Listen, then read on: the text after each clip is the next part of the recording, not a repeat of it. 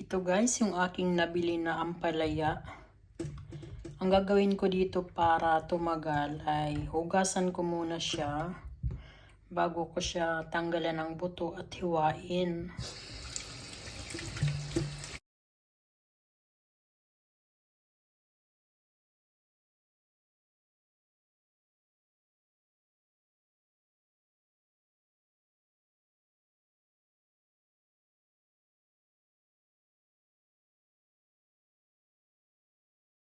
Magkwentuhan na lang tayo habang ako'y naghihiwa.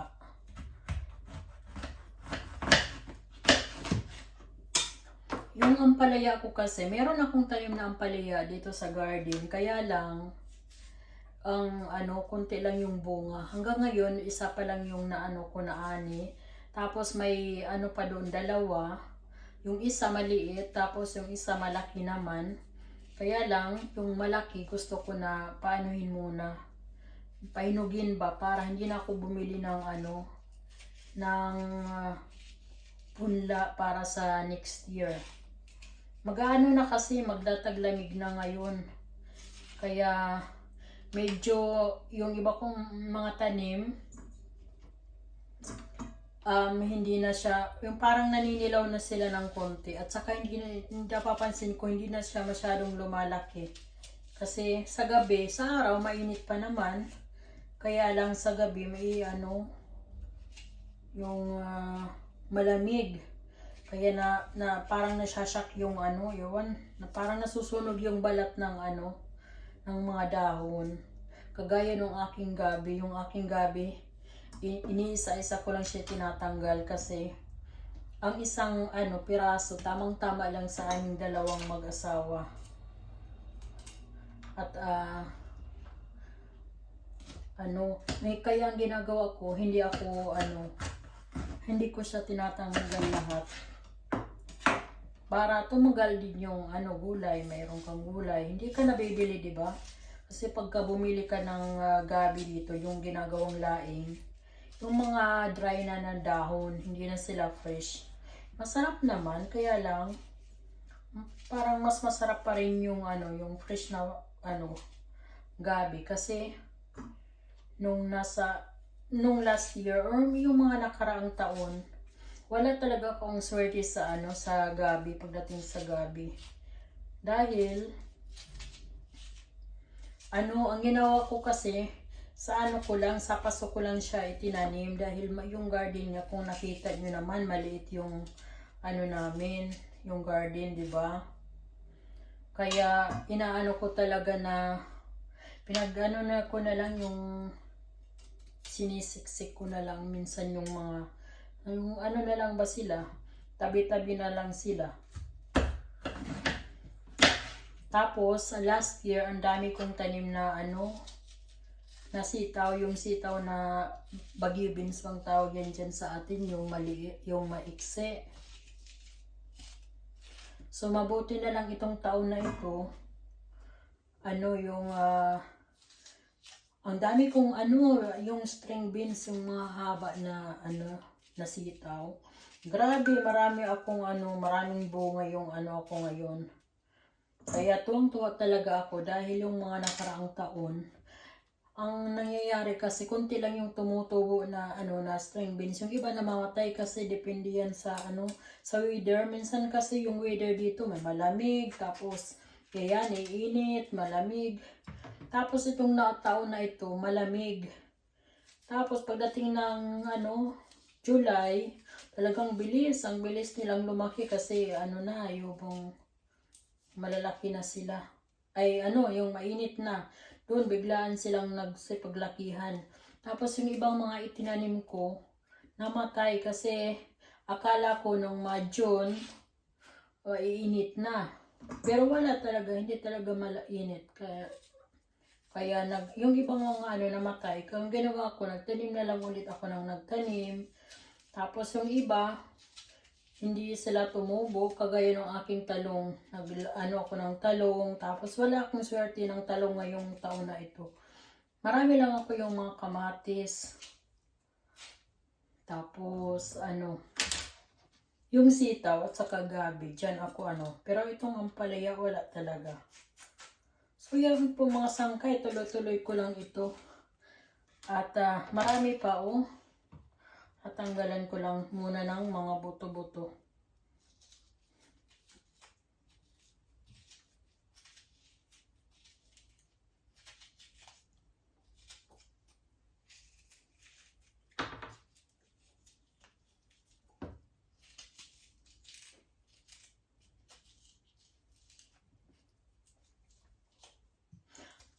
Yung ko nga din pala, yung aking sibuyas. Marami akong naani ngayon. Hanggang ngayon, mayroon pa ako dito na sibuyas.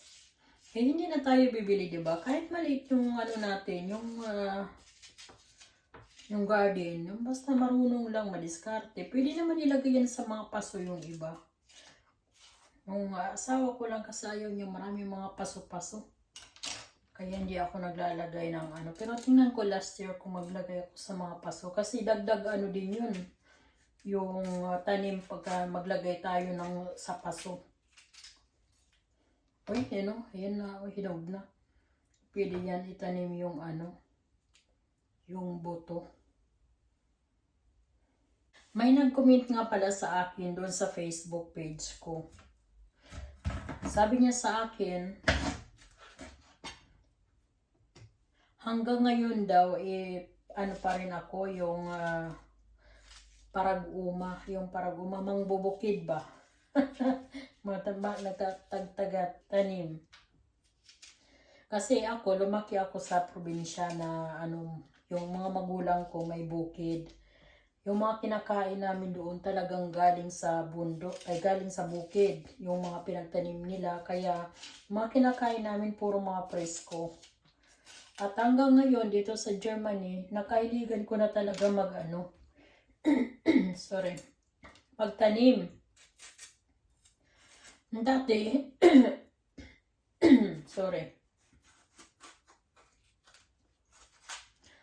Dati yung hindi ako mahilig magtanim yung medyo bata ako kasi hindi ako naging mahilig noon kasi yung syempre pag nagtatrabaho ka tapos pagod ka sa trabaho tapos yung household mo pa ako ang dito akong nag-aasikaso kasi yung asawa ko may trabaho din tapos yung anak ko naman nag-aaral so ako naman ang trabaho ko kasi pang umaga, pang hapon, pang gabi so parang lagi akong pagod sa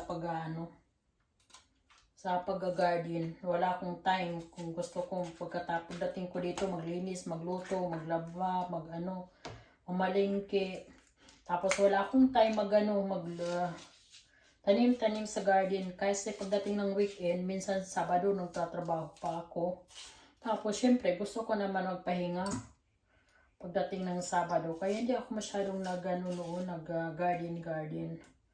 Pero ngayon, dahil nasa bahay ako, yung anak ko may trabaho na din, kaming asawa na lang, yun, nahiligan kong magtanim.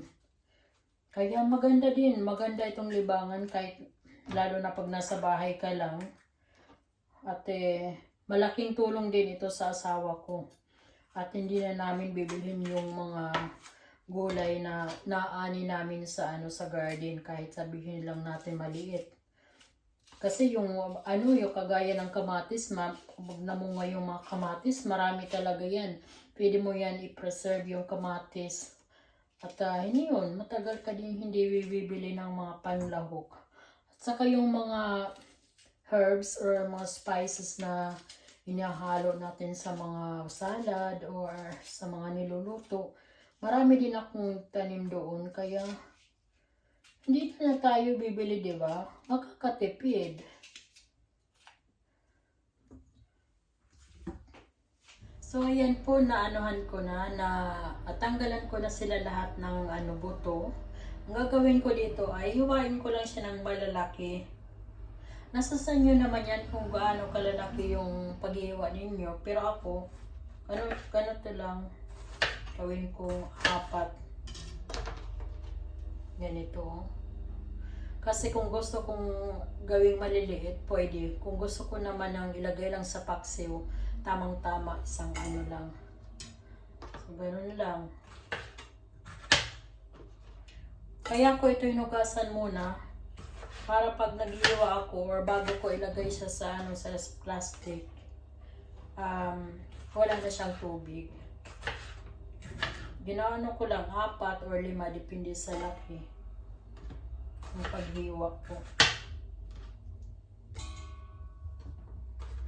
So ito na po na ano ko na, nahiwa ko na yung aking ampalaya. Meron akong mga plastic dito na kung saan ko ilalagay yung aking ampalaya. Tapos meron akong ano, kiluhan para alam ko kung ilan na yung nasa loob. Kasi ang ginagawa ko yung 200 gram para sa aming mag-asawa ay tama lang. So, para yung ano din, pare-pareho yung laman. Hindi naman kailangan na ano talaga. Ayan, kagaya nito, 200 gram yan. 200 grams. So, ganun lang ang ginagawa ko. Hindi ko siya niluluto. Kasi ano, gagamitin ko din naman ito kaagad. Hindi lang ito magtatagal, maubos na. Kasi mahilig ako sa ampalaya. At saka mayroon ano naman kung hanggang kailan natin pwede i-stock yung ating mga pagkain. Mayroon naman, magsisearch lang kayo sa ano, sa internet kung gaano katagal, kagaya ng karne o kaya gulay. May mga expiration din yan sa mga ano, kahit ilagay pa natin yan sa freezer. Ako, dahil konti lang naman ito para sa akin,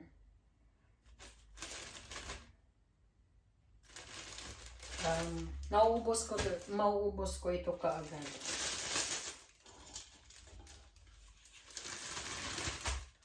Yung asawa ko hindi masyadong kumakain ito. Pero pagka inilagay ko siya sa munggo, kinakain niya.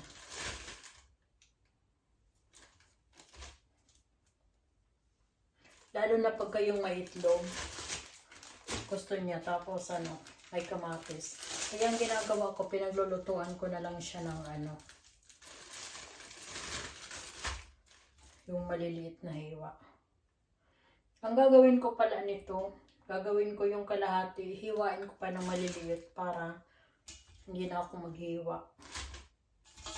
Yung mga maliliit, kung sakali gusto ko yung may itlog.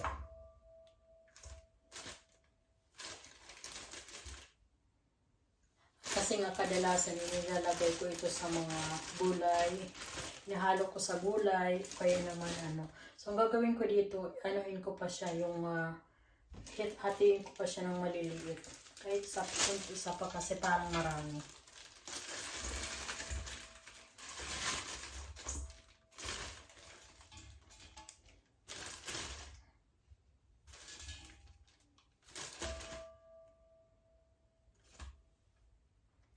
So yan. Ito, slicein ko pa ng maliliit para sa ano? Para sa maitlog.